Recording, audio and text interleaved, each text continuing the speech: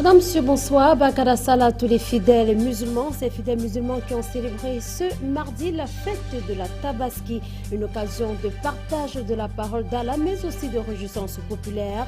Pour l'essentiel, les imams ont appelé à la paix, à la tolérance et à l'obéissance. La fête du mouton, telle qu'elle va dans les villes de Douala et de Yaoundé, c'est à suivre dans ce journal et même en deuxième partie de cette édition d'information. 4 jours après l'accident de la circulation qui ayant fait près de 50 morts sur l'axe Douala-Tiko, la vie a sereinement repris son cours à la CDC, la société qui ne reconnaît que 19 personnes qui ont perdu leur vie dans cet accident de la circulation.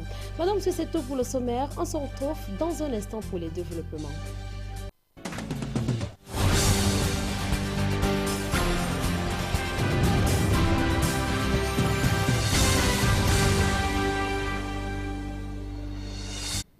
Une fois encore, bonsoir et bienvenue au journal. La fête du mouton s'est célébrée ce mardi dans tout le pays, le Cameroun et même ailleurs. Non à l'intolérance religieuse et oui à la promotion de la paix.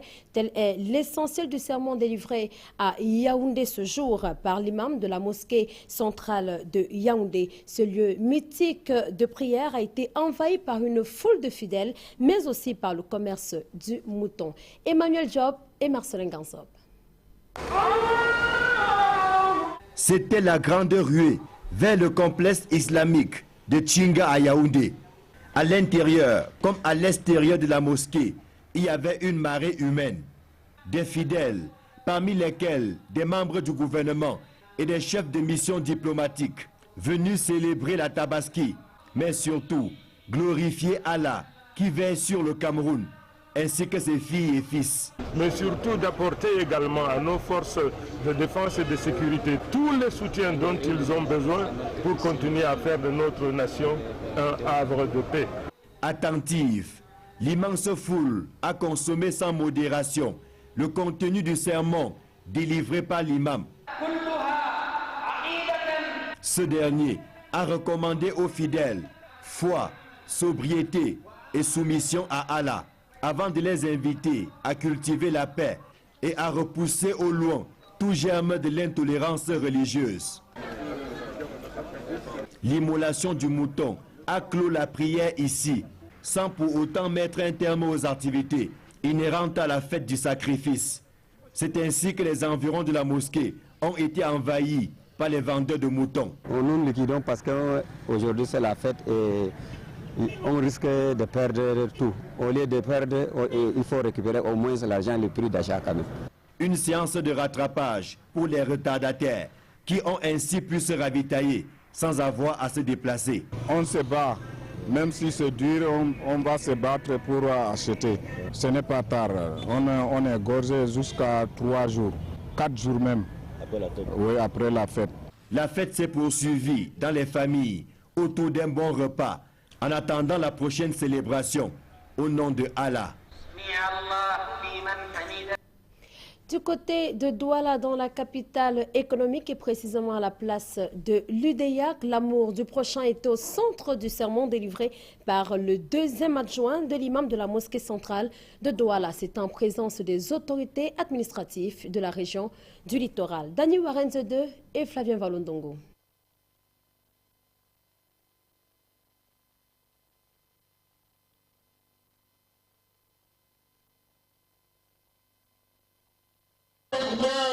Bien avant le sacrifice du jour, tous, par la voix du prédicateur, ont invoqué Allah, le Dieu Tout-Puissant, pour acquérir le message à retenir.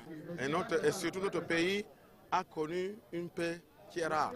Les élections qui passent tous les ans, j'amène le désordre. Cette fois-ci, j'amène le désordre. Donc nous disons que Dieu bénit le Cameroun et tous les fils du Cameroun, même ceux qui sont étrangers, Dieu les bénit tous. Une paix sans laquelle rien de grand ne peut se réaliser. Joseph Betty Assomo, gouverneur de la région du littoral, est resté constant tout en rappelant qu'avec une démographie non contrôlée dans la capitale économique, rien de mieux ne vaut la paix. Ce qui fait l'originalité ou la particularité de notre pays, c'est la cohabitation pacifique et fraternelle entre les diverses composantes religieuses. Lorsqu'une grande communauté comme la communauté musulmane qui œuvre pour l'unité, pour la paix, en fait, et de notre devoir de venir, n'est-ce pas, nous associer à leur joie et les encourager dans ce sens. Selon le Saint-Coran, le mouton immolé ce jour doit être partagé en 3 parties.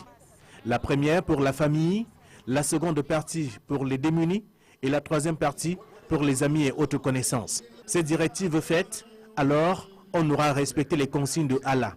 Le départ des autorités de la place de l'UDR à Douala a mis fin à la cérémonie de la Tabaski dans la capitale économique. La paix, l'amour du prochain, mais aussi la réconciliation. C'est sous ce thème que le cheikh Moubara a entretenu ses fidèles au Camberto de la ville de Douala. L'imam de la mosquée du Camberto a donc prêché pour l'amour du prochain, mais aussi pour la réconciliation entre les peuples. La fête ici s'est célébrée en présence des autres confessions religieuses et des autorités traditionnelles. Aïe Cyril. Un ruminant immolé en mémoire du sacrifice d'Abraham à Allah. Le geste a été posé à l'esplanade de la mosquée du Camberto à Douala. En ce jour de commémoration, le message est celui de la réconciliation entre les peuples. Cette réconciliation avec soi et avec l'autre renvoie à mettre en pratique, agir pour la solidarité et à construire l'univers. Ce message est totalement contre le racisme, contre le tribalisme et contre également tout acte de criminalité et de terrorisme. La vie est sacrée, nul n'a le droit de tuer, dit l'imam. Le prédicateur invite les fidèles à préserver la paix en tout temps et en tout lieu.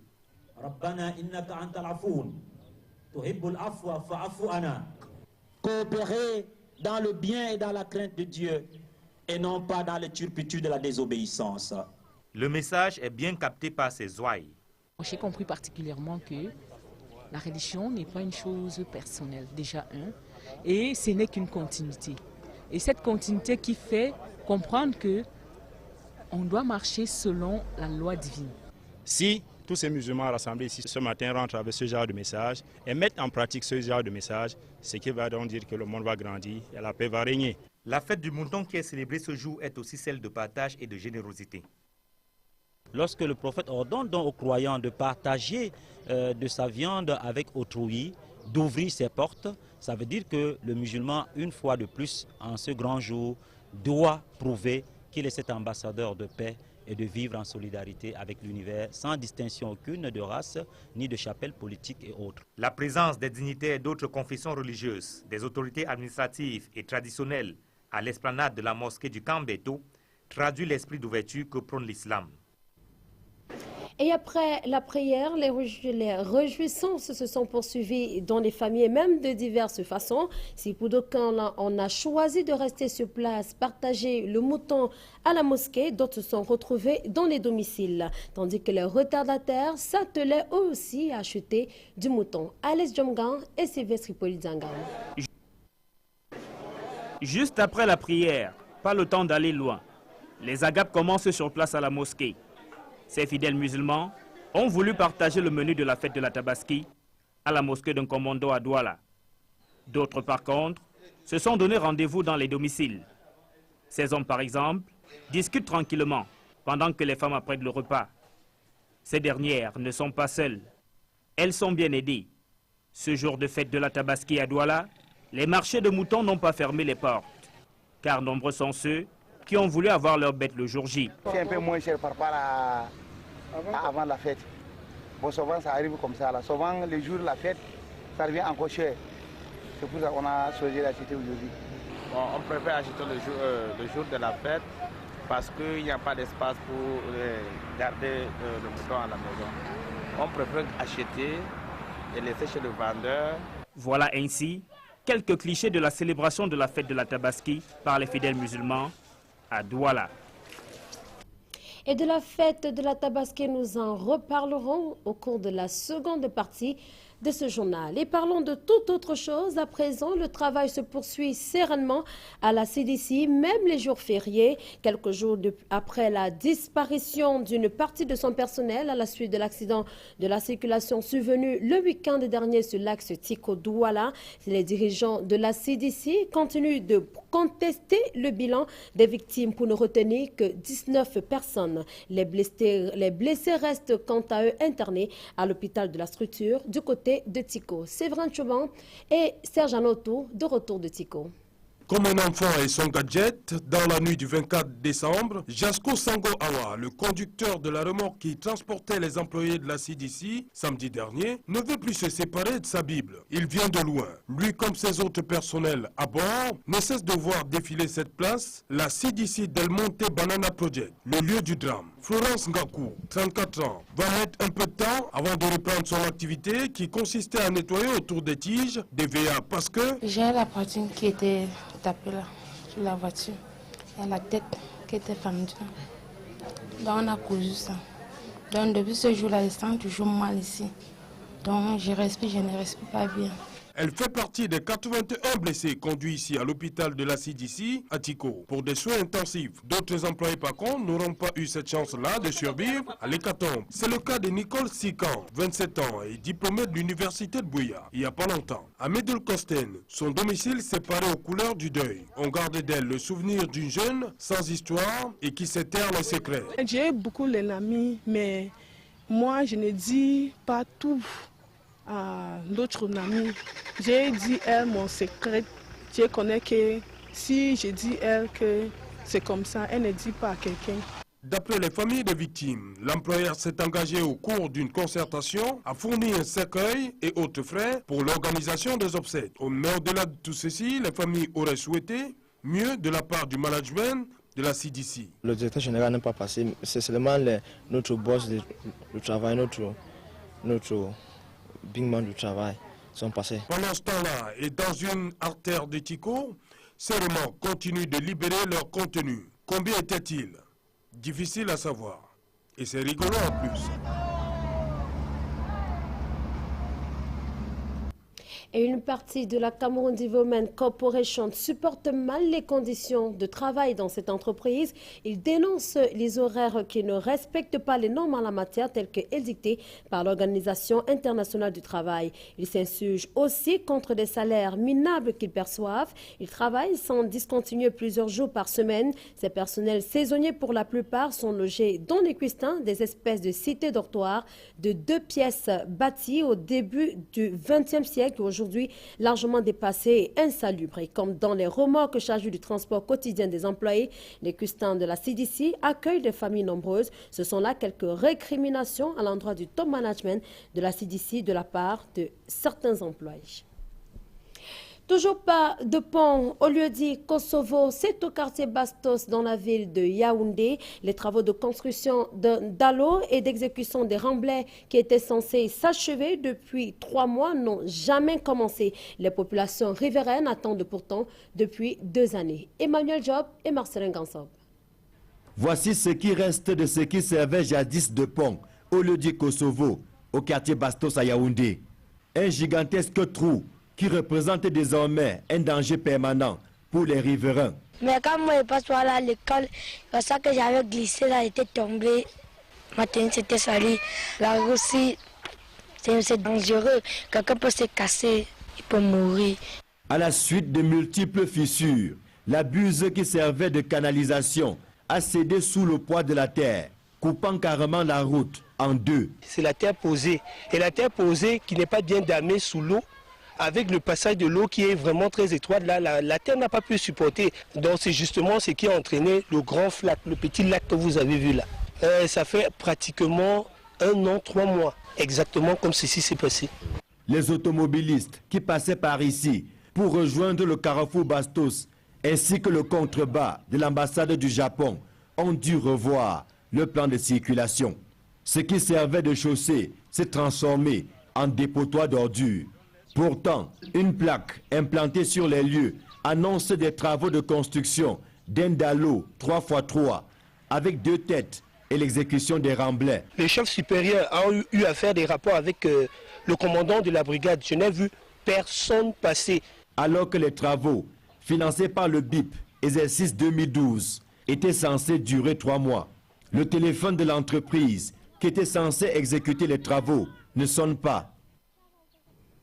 Et alors que l'on attend ce chantier de ce Dalo du côté de Yaoundé, du côté de Boya, le chantier de la réunification piétine tout aussi. Le ministre des Arts et de la Culture, Amatou Toumouna, s'en est rendu compte il y a quelques jours en visite dans la région du Sud-Ouest, elle qui estime que le taux d'exécution de ces travaux est de 20%. Derek Jato et Julingue. 20% seulement, c'est le taux d'exécution des chantiers engagés dans la ville de Boya à l'occasion de la célébration du cinquantenaire de la réunification du Cameroun. Les travaux lancés depuis plus d'un an restent encore au stade préliminaire. La ministre des Arts et de la Culture, en visite dans la région du Sud-Ouest, constate la lenteur des chantiers. Le monument de la réunification n'est toujours pas achevé. L'amphithéâtre, devant abriter les festivités marquant la cérémonie, n'est pas sorti des terres. Amatou Toumouna a sommé les entrepreneurs d'accélérer les travaux, de jour comme de nuit, afin qu'ils livrent les ouvrages au plus tard le 30 novembre. Le reste là, ça c'est votre charge, n'est-ce pas? Vous allez signer comme ça avec les cartes, n'est-ce pas? Voilà. Le président de la République, Paul Biya, est annoncé dans cette partie du pays à la fin de cette année. Du côté de Baganté, l'on en sait un peu plus sur le non-respect ou plutôt la non-exécution des chantiers du budget d'investissement public, le non-respect des termes du contrat par les soumissionnaires et la faible collaboration entre la délégation départementale des marchés publics et les autres délégations ralentissent l'évolution des travaux. C'est la conclusion faite au cours du dernier comité dans la ville de Baganté. Reportage, Jérôme Nassissobzé.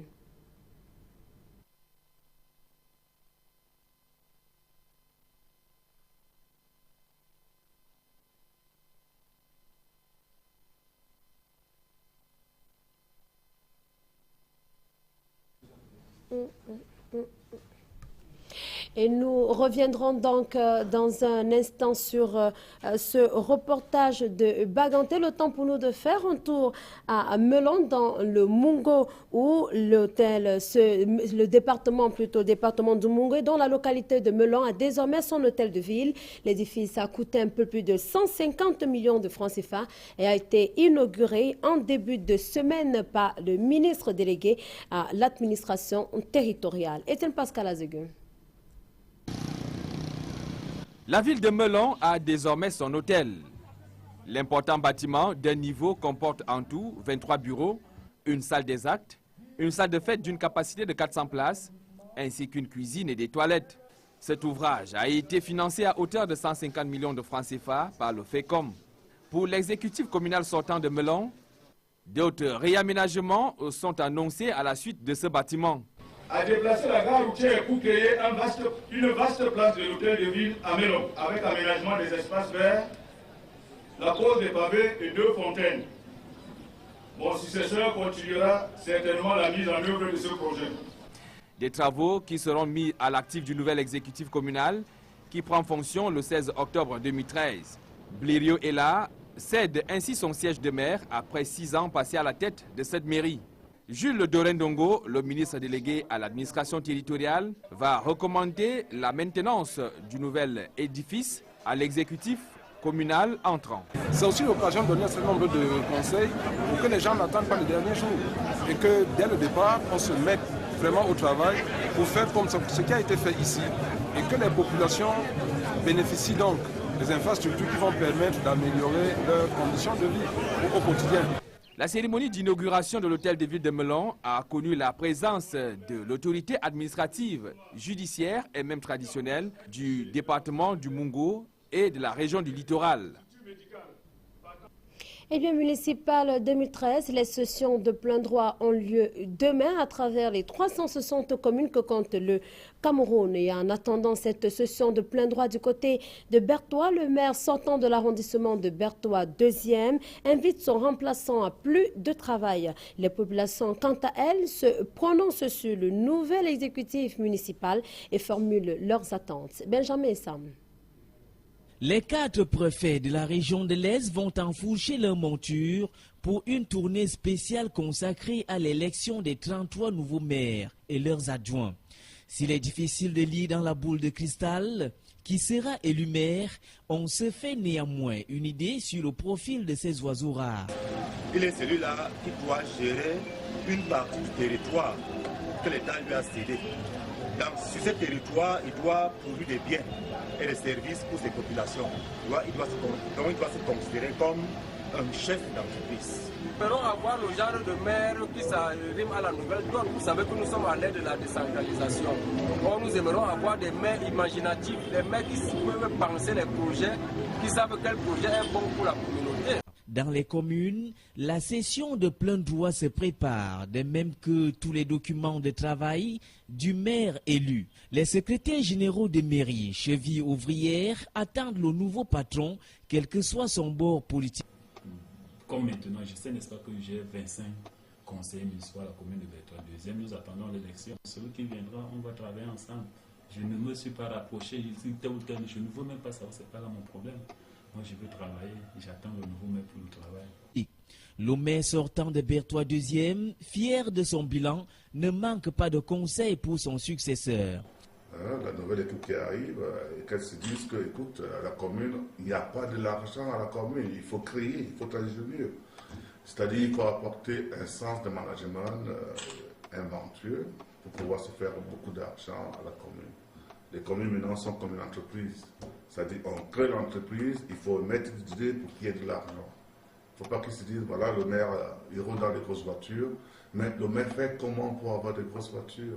Ce joyau architectural va certes lui manquer, mais ce n'est qu'un au revoir. Comme dirait quelqu'un, en politique, on ne meurt jamais. Quant aux agents communaux, l'élection du nouvel exécutif n'arrête pas le boulot.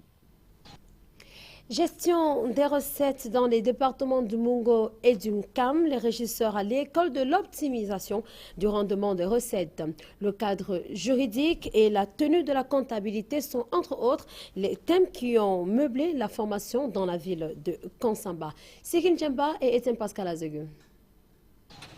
L'État qui a des dépenses permanentes et des recettes saisonnières doit avoir une trésorerie qui lui permet de faire face aux obligations financières. Cela ne sera possible que si les régisseurs maîtrisent les rouages de la gestion des recettes. Au-delà des recettes fiscales, des recettes douanières, les régies de recettes sont les structures qui dépendent des autres administrations, autres que celles que je viens de citer, qui recouvrent un certain nombre de recettes. La formation à laquelle prennent part les régisseurs de recettes du Mungo et du Nkam va renforcer leur capacité sur le cadre juridique des régies de recettes et même sur la tenue de la comptabilité et le contrôle de l'activité des régies de recettes. Nous voulons les former pour qu'ils essayent de comprendre les contours déjà de leur travail. Les recettes de services représentent une partie importante dans le budget de l'État. Cette formation vient à point nommé et devra être régulière pour la remise à niveau des régisseurs de recettes. Et l'actualité internationale à présent, d'abord aux Philippines où un tremblement de terre a causé la mort d'au moins 90 personnes. L'épicentre a été localisé sur l'île de Bohol. De gros dégâts sont enregistrés et seront encore enregistrés sur le site très touristique de la région de Cebu. Le reportage de nos confrères de France 24. Encore sous le choc, ces habitants ne savent plus où aller. D'une magnitude de 7,1, le tremblement de terre s'est produit vers 8h heure locale. Au moins 4 répliques ont suivi. Nous avons été pris par surprise. Le bâtiment s'est effondré, juste au moment où les gens étaient en train d'en sortir. L'épicentre du séisme a été localisé dans la région de Bohol, à une vingtaine de kilomètres de profondeur. En face se trouve la localité de Cebu, de destination touristique des Philippines. Difficile d'estimer l'étendue des dégâts. Les routes sont complètement détruites. Plusieurs bâtiments se sont effondrés, notamment des églises et des universités. Beaucoup d'habitants sont encore pris au piège. Les secours tentent de leur venir en aide. Pour certains, il est déjà trop tard. Uhuru Kenyatta n'ira donc pas à la Cour pénale internationale le 12 novembre prochain, lui qui a été inculpé pour avoir commis des violences lors des élections de 2007 dans ce pays. Le ministre kenyan des Affaires étrangères affirme que c'était une obligation personnelle qui ne s'applique plus. Le reportage de nos confrères de CCTV. Deuxième conférence de presse en moins d'une semaine sur le même sujet épineux. Cette fois, le ministre kényan des Affaires étrangères a des renforts de l'Union africaine qui ont appelé à une session spéciale le week-end dernier. Unanimement, le Conseil et le sommet ont reconnu qu'un chef d'État élu démocratiquement devait gouverner. C'est à ce quoi les Kenyans aspirent, c'est ce que l'Afrique attend. La ministre refuse de dire explicitement pourquoi Uhuru Kenyatta ira à La Hague ou restera à la maison. Elle dit que le Kenya attend d'entendre si le Conseil de sécurité de l'ONU va donner son accord à la demande de l'Union africaine pour retarder le jugement. Je ne peux pas prédire le futur maintenant et nous attendons le Conseil de sécurité de l'ONU.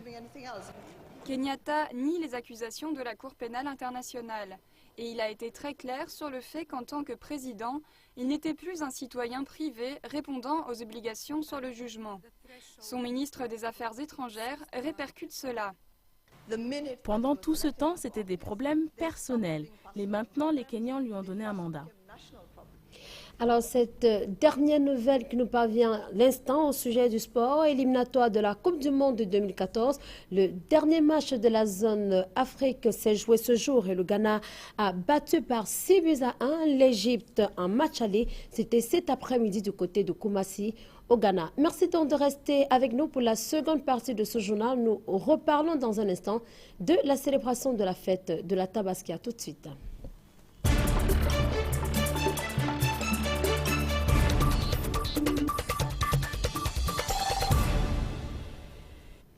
Merci de nous rejoindre. Merci surtout de suivre le journal sur Equinox Télévision. À présent, la deuxième partie de ce journal consacrée au débat. Et ce soir, nous parlons de la célébration de la fête de la Tabaski. Quoi de meilleur pour accueillir sur ce plateau deux fidèles musulmans. Cheikh Ilyassou Moupé, bonsoir. Bonsoir. Merci d'avoir accepté cette invitation. Vous êtes imam, c'est bien cela? Oui. Bonsoir également à vous, Fompéou Amadou. Vous êtes également fidèle musulman. Bonsoir, merci pour l'invitation. Merci également d'avoir accepté d'être sur ce plateau de façon la plus simple. Que rappelle la fête du mouton, Cheikh? La fête du mouton, alhamdulillah, wa salatu wa salam ala Nabi Abad.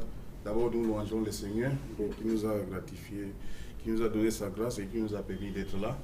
La fête du sacrifice, c'est la commémoration, n'est-ce pas, de l'obéissance, de date de sacrifice. D'ailleurs, on a posé cette question au prophète, c'est quoi le sacrifice? Il a dit, c'est la tradition de votre père Abraham. Donc nous commémorons les actes de dévotion qu'Abraham a voué, n'est-ce pas, à son Seigneur. Alors, quelle est la symbolique, Fompéou Amadou, de la célébration de la fête de la Tabaski? Une fois de plus, bonsoir et je salue tous les téléspectateurs de la télévision Equinox. En fait, la symbolique, comme l'imam l'a si bien dit, c'est l'une des fêtes parmi les deux grandes fêtes des musulmans. Pour aller plus loin, cette fête symbolise la soumission de l'être humain à son Seigneur, qui se symbolise plus particulièrement par la soumission de Ismaël, premier fils d'Abraham, à son père Abraham, autant pour moi, Ibrahim, le prophète Ibrahim, et cette soumission est recommandée par le Seigneur le Tout-Puissant.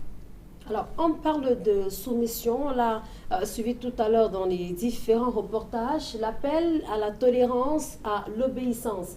Pourquoi toujours ces appels qui, me semble-t-il, sont plutôt des discours d'apaisement? Oui, justement, c'est peut-être un éclaircissement, parce que en fait, toutes les religions maintenant, dit entre guillemets monothéistes, prennent, n'est-ce pas, leur source sur Abraham. Et ça, c'était le jour d'Abraham, c'est donc le jour d'apaisement. Parce que les musulmans le font en commémoration des actes de sacrifice d'Abraham, et l'Abraham qui est normalement le père du monothéisme. On doit donc parler de la paix, de la cohabitation, parce que cet enseignement d'abord qui nous appelle au sacrifice, on ne peut pas faire le sacrifice parce qu'on doit partager, il faut le voisin, il faut qu'il soit là, il faut que l'autre soit là. C'est pour ça, d'où l'importance, n'est-ce pas, de l'apaisement, de la paix, de la tolérance. Et lorsque tout le temps les fidèles musulmans parlent de paix, qu'est-ce que la communauté musulmane craint? Y a-t-il des craintes au sein de la communauté musulmane? On ne peut pas dire qu'il y a des craintes, mais il y a plutôt des suspicions. Nous sommes, par exemple, nous au Cameroun, nous n'avons pas de problème. Mais à travers les médias, on voit quand même ce qui se passe à travers le monde. Et la cohabitation n'est pas toujours pacifique entre les musulmans et les autres. C'est pour ça que nous tenons, et comme l'islam ne dépend pas d'une région, d'une partie d'un pays, l'islam est universel. L'islam, n'est-ce pas, tient sa source dans le Coran et les enseignements du prophète. C'est pour ça que le musulman camerounais, lui, n'est-ce pas, il va vers la source et il appelle les gens vers la source, et que la base de l'islam est normalement la paix. Parce que lorsqu'on dit islam, ça prend une racine de paix. L'islam est la paix, et c'est pour ça, et c'est notre message. C'est l'essentiel. Le vrai message de l'islam, c'est la paix. Donc, ce n'est qu'une confirmation de la part, n'est-ce pas, des autorités religieuses musulmanes. Alors, Fompé Ouamadou, le discours de la paix aujourd'hui, le cheikh prenait tout à l'heure l'exemple du Cameroun, où il estime qu'il n'y a pratiquement pas de désordre, tout semble calme. Est-ce que le fait d'avoir un calme apparent signifie qu'il y a de la paix? Il y a lieu de s'en féliciter. Le fait qu'il y ait même déjà ce calme apparent, parce que à travers le monde entier, les gens sont à la recherche de ce calme apparent sans trouver. Donc il y a lieu de se féliciter, de tirer un coup de chapeau à tous les Camerounais en général et aux musulmans camerounais en particulier, parce que il me semble qu'il ne reste que sur la quintessence et le credo de la religion islamique dictée par Dieu à travers ses envoyés. Mais ceci étant, on ne saurait ne pas parler de la paix. On doit toujours parler de la paix. Dans un monde en ébullition comme celui que vous voyez, au moment où les communautés vivent, il y a tellement de divisions, il y a tellement d'idéologies égarantes, il est hors de question qu'on ne parle pas de la paix. Alors, le discours de la paix au fil des années dans la communauté musulmane, lors des fêtes du mouton, lors des fêtes de Ramadan, vous avez l'impression que cela porte ses fruits au sein même de la communauté musulmane? J'ai l'impression quand même que ça porte des fruits, parce que selon un adage, le rappel, ça fait partie des enseignements. Et selon même une parole du prophète, paix et bénédiction sur lui, le rappel, ça profite aux croyants, c'est-à-dire à celui qui croit. Et sans pour autant oublier que moi, je suis enseignant, le rappel, ça fait même partie de la pédagogie, de l'enseignement. Il faut toujours rappeler pour que cette paix soit vraiment durable, sans laquelle nous ne parviendrons jamais à l'émergence à 2035, comme c'est le slogan maintenant. Alors, Cheikh Iyassou Moupen, dans le message que vous avez délivré aux populations de Douala aujourd'hui, vous estimez qu'il y a tout de même une crise de confiance qui s'est installée entre les fidèles musulmans et Allah. Comment vous l'expliquez? Justement, parce que vous voyez, les gens, l'humanité est encore à la recherche de Dieu, à la solution de leurs problèmes. Quand un musulman ou un autre a des problèmes maintenant, il ne va plus vers la mosquée, il ne va plus vers son Seigneur, n'est-ce pas, comme ce fut le cas d'Ibrahim. Quand il est éprouvé, parce que les gens aujourd'hui adorent Allah en intermittence, c'est-à-dire quand ils sont en état de santé, ils adorent Allah, quand ils sont malades, on n'adore plus. C'est une situation de manque de confiance. Et donc vous estimez que les fidèles musulmans se détournent de Allah? Justement, c'est notre devoir de rappeler. C'est notre devoir de rappeler et de faire le constat. Parce que nous sommes, n'est-ce pas, à la tête d'une communauté, nous vivons au quotidien, nous voyons ce qui se passe autour de nous. C'est pour ça que nous rappelons les gens et nous les mettons encore sur la droite ligne que Ibrahim, le prophète Mohammed sallallahu alayhi wa sallam, nous a enseigné, n'est-ce pas, de suivre. Par exemple, n'est-ce pas, l'immolation. Vous voyez, l'acte d'Ibrahim n'est pas seulement symbolique. Vous voyez qu'ordonner, n'est-ce pas, à quelqu'un d'immoler son fils, il croit, il ne pose pas de questions au Seigneur. Il se met immédiatement à immoler jusqu'au dernier moment où Allah a changé, n'est-ce pas, par un bélier céleste. Il faut avoir, n'est-ce pas, une dose de foi, une dose de foi, une dose de crainte d'Allah. Mais c'est peut-être parce que les mentalités ont évolué aujourd'hui entre le temps d'Ibrahim ou d'Abraham. Aujourd'hui, il y a beaucoup d'années qui se sont écoulées. Les mentalités peuvent évoluer, mais Allah, lui, le Seigneur souverain de l'univers, est atemporel. Son message est éternel. C'est ce même Allah, c'est ce même Créateur qui, n'est-ce pas, a récompensé Ibrahim ou Abraham en son temps, qui est là maintenant. Ce n'est pas son héritier, c'est le même Allah. Donc nous estimons quand même que les mêmes causes peuvent produire, n'est-ce pas, les mêmes effets. C'est-à-dire si on adore sincèrement Allah, si on revient à lui totalement, et si on fait l'exemple à peu près au moins d'Ibrahim alayhi salam, on a encore confiance en Allah qui peut résoudre notre problème, qui peut nous sortir des difficultés. Ce Allah qui aida Ibrahim, qui lui, n'est-ce pas, qui avait béni, n'est-ce pas, sa progéniture, il peut également faire de même pour nous, Inch'Allah. Alors, Cheikh Ilyassou estime, Fompe Ouamadou, que les musulmans de plus en plus se détournent de Allah. Selon vous, ils se détournent pour se tourner vers qui donc? Pour se tourner sûrement vers les idéologies égarantes. Je l'ai dit tantôt, il y a tellement d'idéologies là-dedans. Bon, il n'y a pas de cela une semaine que je regardais à travers vos émissions les gens qui ressuscitaient, qui priaient pour que les morts soient ressuscités. Ça, c'est une idéologie. C'est-à-dire quelqu'un qui est mort, on prie pour qu'il se réveille. C'est une idéologie dont le musulman ne peut jamais croire à cela parce qu'il n'y a que Dieu qui peut réveiller. Raison pour laquelle nous ne devons que rappeler la parole de Dieu qui reste celle que Dieu a révélée au prophète il y a de cela plus de 14 siècles. Ça fait partie des idéologies. Beaucoup d'autres sont là. Il y a l'homosexualité, qui est une idéologie. Il y a les gens qui disent qu'il ne faut pas se marier. C'est une idéologie. Mais pour nous, les musulmans, on doit se marier. Il y a les gens, il y a tellement d'idéologies dehors.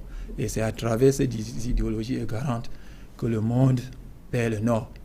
Et actuellement, vous êtes sans ignorer que le monde tend à perdre le nord. Raison pour laquelle les hommes de foi, les hommes religieux, quand je dis hommes de foi, ce sont les hommes religieux, doivent s'asseoir pour endiguer tout le monde entier sur la bonne droite, la bonne ligne. Alors, pour vous, à quel moment se crée le fossé entre le musulman que vous êtes et Allah? C'est au moment où le musulman laisse la parole d'Allah au profit des paroles des hommes, surtout les paroles des hommes qui n'ont pas pour source le livre de Dieu et la tradition des envoyés de Dieu que sont les prophètes. Quand on dit prophète, c'est d'Adam jusqu'au prophète Mohammed, paix et bénédiction sur lui, en passant par Abraham, Noé, Abraham, Moïse, Jésus et beaucoup d'autres qui sont pour le musulman au nombre de 124 000.